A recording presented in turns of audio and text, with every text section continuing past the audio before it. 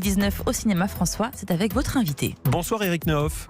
Bonsoir. Merci d'être sur Europe 1 avec nous. Vous êtes critique de cinéma, très critique de cinéma. Je dis ça parce que le titre de votre dernier livre, c'est Très cher cinéma français. Il est paru cette année. Il a été couronné du prix Renaudot de l'essai. On en parlera bien sûr du livre dans un instant. Mais d'abord, parlons du cinéma de 2019. Dans vos coups de cœur, cette année, il y a Les Éblouis, le film de Sarah Succo avec Jean-Pierre Daroussin et Camille Cotin. Un film sur une communauté religieuse avec un aspect un petit peu sectaire et une ado au milieu de tout ça pour se mettre un petit peu dans l'ambiance. On va écouter un extrait de la bande-annonce.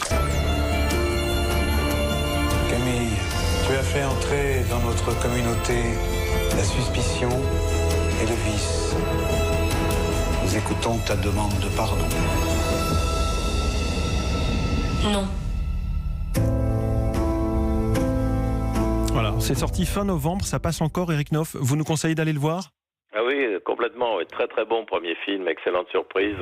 On se désespère souvent de l'état du cinéma français, mais quand on voit des films comme ça redonne confiance. Et puis c'est un film très juste et subtil qui n'accable pas du tout les personnages et qui est vu par le regard d'une demoiselle, d'une adolescente qui est incarnée par une actrice dont hélas j'ai oublié le nom, mais qui est une révélation. Là, cette gamine qui voudrait faire l'école du cirque et que ses parents contraignent à abandonner tous ses rêves à cause de leur foi extrême. C'est vraiment un film déchirant et puis très très moderne. Bon, autre film que vous avez apprécié, Éric Nehoff, il y a Alice et le maire de Nicolas Pariset avec Anaïs de Moustier et Fabrice Lucchini. En deux mots, l'histoire, c'est le maire de Lyon qui vieillit politiquement aussi. Il va chercher un second souffle. Grâce à une nouvelle personne dans son équipe, on va là aussi écouter un court extrait. Vous connaissez mon parcours Je sais que vous êtes un homme politique. Vous êtes le maire de Lyon. Je vais essayer de vous exposer ma situation. J'ai toujours eu des idées. J'avais 25, 40, 50 idées par jour. Et puis je me suis réveillé un matin, j'avais plus d'idées. Je n'arrive plus à penser. Comment vous vous appelez ? Alice Eman. Bon, Alice Eman, il faut que vous me fassiez penser. Alors pourquoi est-ce que Alice et le maire est un bon film pour vous, Éric Nehoff ? Parce que c'est un film très intelligent et c'est aussi un film assez politique parce que le personnage veut devenir président de la République. D'ailleurs, à mon avis, c'est le seul petit défaut du film, c'est qu'il veut prendre la tête du PS pour conquérir l'Élysée.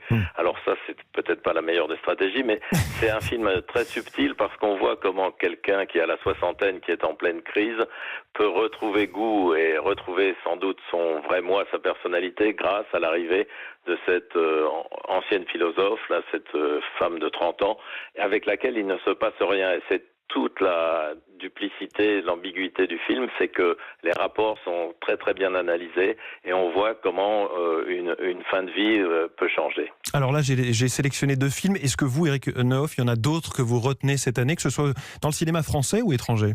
Dans le cinéma français, allons-y, il y a un autre premier film qui est vraiment un coup de poing, c'est Les Misérables de Lajli, là, sur le 9-3, tout ce qui se passe en banlieue. C'est un film vraiment à l'américaine. Qui est là aussi encore au cinéma actuellement, je le dis. Oui, mais qui est un constat absolument effrayant sur ce qui se passe là-bas et ce qui nous attend. C'est un film qu'il faut voir, même si on en a un petit peu assez des films de banlieue. Celui-là sort du lot.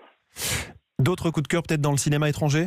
Dans le cinéma étranger, moi, mon grand coup de cœur de l'année, parce que hélas, ça a été une très bonne année, c'est le Tarantino Once Upon a Time in Hollywood, où Tarantino, là, trouve enfin une certaine gravité et une nostalgie à laquelle il ne nous avait pas habitués, avec deux acteurs, là, qui revisitent le Hollywood des années 60, Brad Pitt et Leonardo DiCaprio, et cette façon de raconter l'affaire Sharon Tate est vraiment éblouissante et c'est quelque chose, une leçon de cinéma. Ça, vraiment, Tarantino, on le retrouve au mieux de sa forme. Bon alors, Éric Nehoff, on va mettre les pieds dans le plat aussi. 2019, ce sont également des blockbusters. La Reine des Neiges 2, Star Wars épisode 9, qui sont sortis il y a quelques semaines, quelques jours. Ceux-là, vous les regardez, vous en faites des critiques ou c'est même pas la peine ? Non, ça, Star Wars, je n'ai jamais compris et maintenant je n'y vais plus. Ça n'a jamais été de mon âge, même si j'étais adolescent quand le premier épisode est sorti, mais ça fait partie des choses qui me sont complètement étrangères. Mais c'est peut-être très bien fait, hein, je n'en sais rien. Et la Reine des Neiges, ça, je sais pas ce que c'est. J'évite ces choses-là, mais j'ai sûrement tort. Hein.